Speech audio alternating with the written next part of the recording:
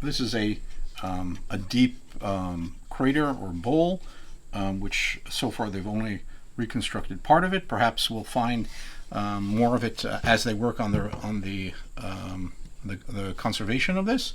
And these are two large craters of quite similar types, which were also found within the area of this large public building. And if you look over here, you can see all kinds of fragments of jugs and jars, which are slowly being reconstructed, and perhaps we'll be able to get a better picture of them further down the line once more reconstruction is done.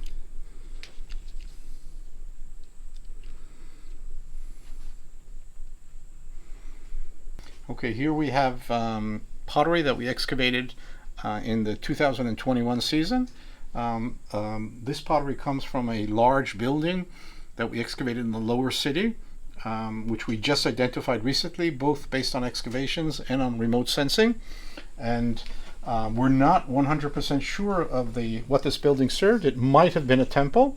And here is a very interesting vessel with a tripod base with 3 handles which serve as the base, and also handles on the top.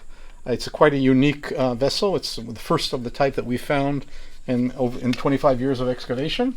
And there are other very interesting vessels coming from here, such as a chalice, a zoomorphic vessel. That means the shape of an animal, probably a bull. Several more or less complete juglets, the dirt and the handle as we excavated it, and a whole assortment of other vessels that come from this context, and we're slowly working on them to reconstruct them based on the pottery fragments that we have. And this is something that we do after the excavation.